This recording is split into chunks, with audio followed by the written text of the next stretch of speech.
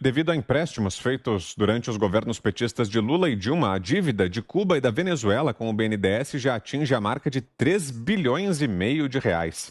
O levantamento do portal R7 revelou que os empréstimos tinham a justificativa de abrir oportunidades para empresas brasileiras e, na época, eles custaram 10,9 bilhões de reais usados para financiar obras nos países socialistas. Entretanto, foram favorecidas apenas as construtoras envolvidas em esquemas de corrupção, além dos próprios países aliados de Lula e Dilma.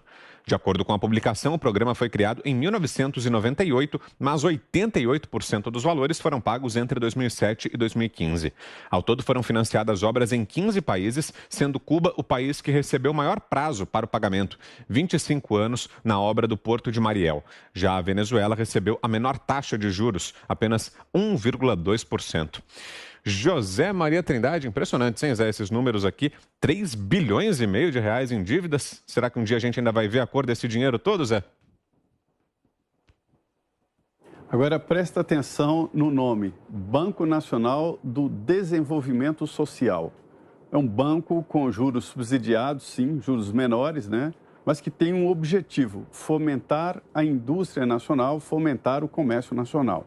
Neste momento aqui, vários empresários que estão nos escutando, e quando eu digo empresário, não é só os grandes empresários, mas os pequenos empresários, os que têm um bar, que têm uma mercearia pequena, né, qualquer tipo de atividade. Veja como eles enfrentam os banqueiros, representados pelos gerentes de bancos, quando precisam de um dinheiro para fazer capital de giro, para não fechar a empresa e não destruir empregos. Uma grande dificuldade. Nos governos do PT, o BNDES foi aparelhado e foi usado de uma forma vil para privilegiar alguns. E aí a gente vê o grupo JBS, vê essas grandes empreiteiras. É comum que um país ajude as suas empresas e, até certo ponto, faça esse tipo de financiamento. Mas que clientes, né, o BNDES do governo do PT foi encontrar? Cuba e Venezuela.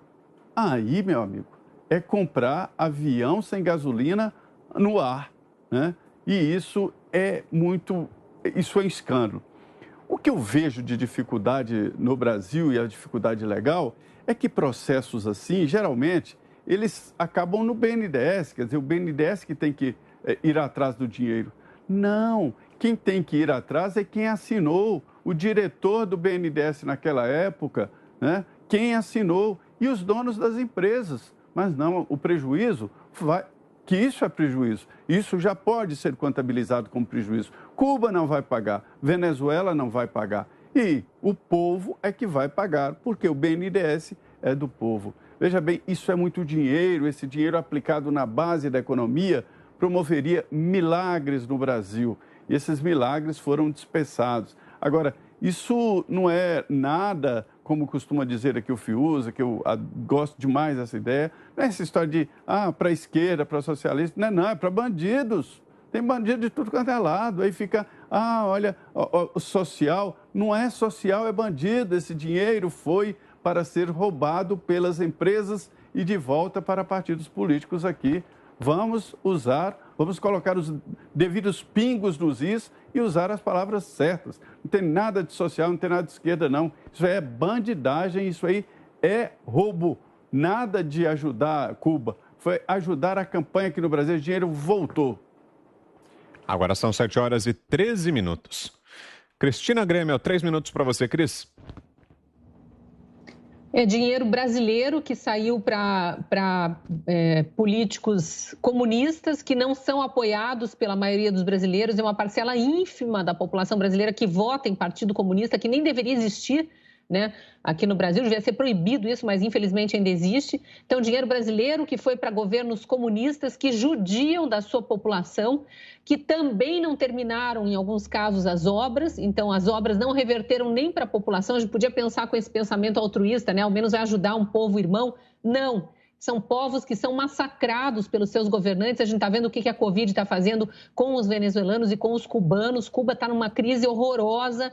população sem respirador, pior do que aconteceu em Manaus. PT nem comenta, está bem quietinho, como se nada acontecesse. Aqueles senadores petistas da CPI que adoram fazer barraco não mencionam, mas o nosso dinheiro foi para lá, não beneficiou a população continua subjugada e o dinheiro não vai voltar, o nosso dinheiro. Eu estou com o Zé, tem que ser cobrado de quem emprestou. Eu queria só lembrar que em 2019 terminou, ao longo do ano, rolou na Câmara a CPI do BNDES e terminou com um relatório em que o deputado Altineu Cotes, do PL do Rio de Janeiro, que era o relator da Comissão Parlamentar de Inquérito do BNDES, pediu o indiciamento de 64 pessoas envolvidas em desvios de dinheiro do BNDES para países estrangeiros sem autorização legal. Entre essas 64 pessoas que deveriam ter sido indiciadas, conforme investigou a Comissão Parlamentar de Inquérito, estão os ex-presidentes Lula e Dilma. Infelizmente, como tantas outras, essa CPI não foi para frente. Mas se o país fosse sério, se os partidos brasileiros realmente cobrassem, se os políticos estivessem de olho no que aconteceu nos governos passados e no dinheiro brasileiro, dos brasileiros, que foi roubado por alguns partidos políticos, estariam lutando por nós e não em causa própria. Então, só para lembrar que tem 64 pessoas ali que foram apontadas como responsáveis por todos esses desvios de dinheiro que foram para outros países e não são países amigos, são países inimigos do Brasil. José Carlos Bernardi, 1 minuto, Bernardi.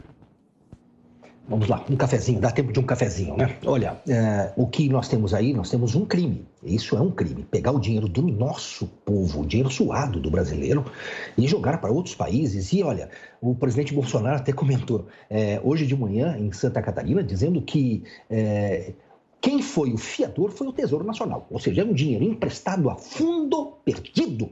Ou seja, é um dinheiro perdido e nós, brasileiros, vamos ser quem vai pagar toda essa conta. Bom, o que é isso mesmo que a esquerda faz? A esquerda, ela tem essa questão de autofagia. Ela se alimenta de si mesmo, comendo da própria carne e comendo da carne do povo. Nós temos um regime de esquerda que nada mais é do que um canibalismo político. E não interessa, eles estão jantando o povo por onde quer que eles governem. Eles jantam, eles comem da nossa carne e não estão nem aí desde que tenham e continuem no poder.